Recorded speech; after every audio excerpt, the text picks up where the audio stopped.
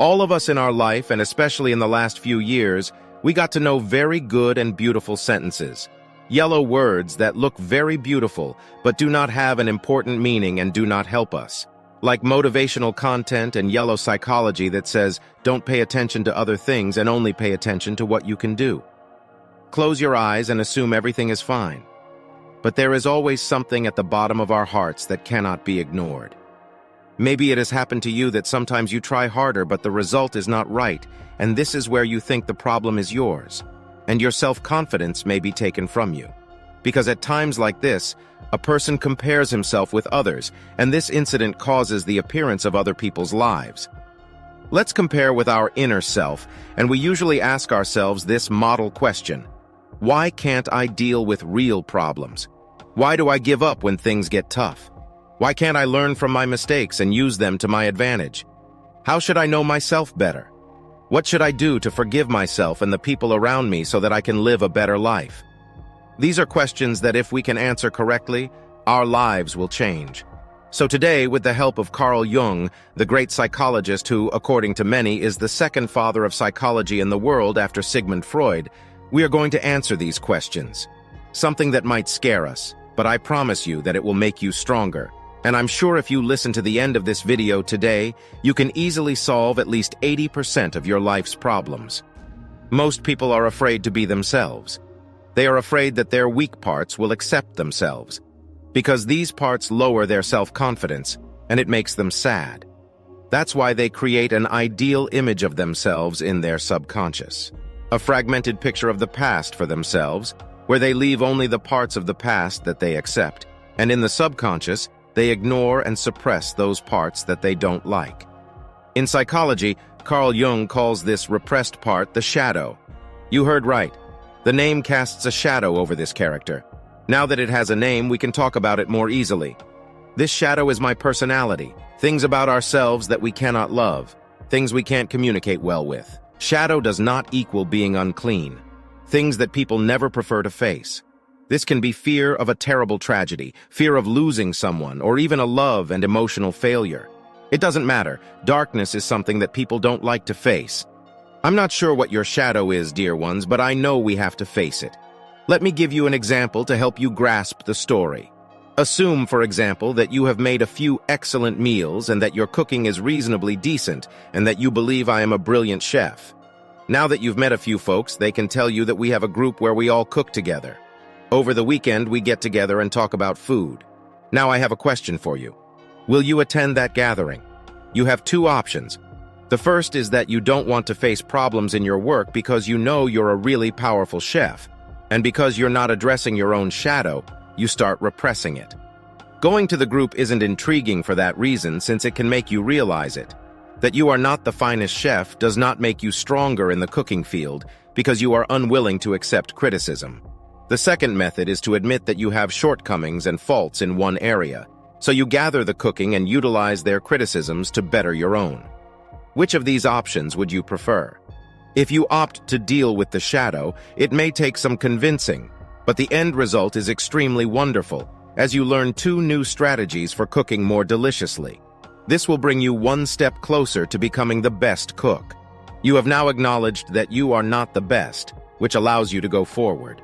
Unfortunately, many individuals do not live because of this advancement, and as a result, they do not face their true selves because they do not want to recognize that they are in danger, because they refuse to acknowledge that they can make more progress. That's where I think I'm at, and I don't want to go any further. It is estimated that between 4% and 5% of the world's population has amassed significant wealth. These people have many good habits and practices, but one of the most significant keys for success is, and in order to live better and be at peace with themselves, they must confront their own shadow. A guy who confronts his own shadow accepts that he has a weakness in a certain sector. Nevertheless, that weakness might take several forms. One person has a weakness in the opposite sex, another in communication, another in eating, and yet another in his profession. It doesn't matter how weak we are. We must accept them. If you haven't already, please view the video here. And you enjoyed it, liked it, commented on it, and supported it. Remember not to forget. Continue watching the video. Carl Jung underlines that when a person confronts his own darkness, he rises to a higher level and can better utilize his own potential, because a person who accepts his flaws is willing to learn new things, which will force you to confront your own reality. And it is precisely Carl Jung's emphasis on improving one's life that is at work here. To confront your own shadow, to comprehend your own. Our path begins with accepting ourselves.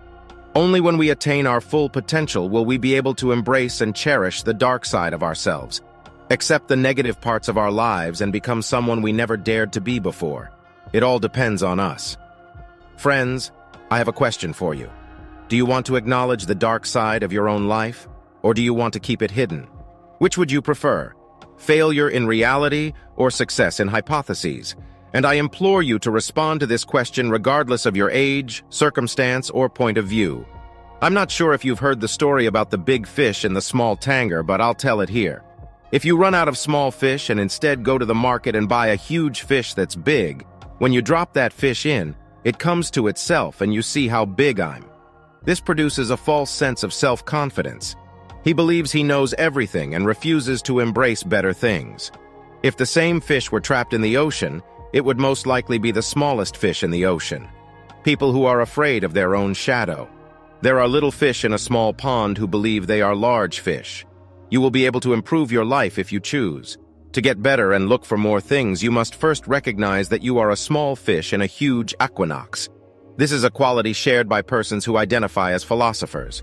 Philosophers are never preoccupied with their ideas. They believe it is an excellent idea, but they are aware that alternative possibilities exist. If you confine your head and mind to reality, you will not be permitted to progress. As the last word, here are a few Carl Jung comments concerning the shadow, coupled with a brief explanation of their meaning. 1. Everyone carries a shadow, and the less it is embodied in the individual's conscious life, the blacker and denser it is. This remark says that everyone has a shadow, or unconscious aspects of their personality that they may not be aware of or may strive to suppress. If these shadow features are not acknowledged and integrated into a person's conscious existence, they can become more intense and difficult to deal with. 2. The shadow is a moral problem that challenges the whole ego personality, for no one can become conscious of the shadow without considerable moral effort. Jung believed that working with the shadow takes a certain level of moral bravery, as it can mean addressing aspects of oneself that may be uncomfortable or even ethically problematic.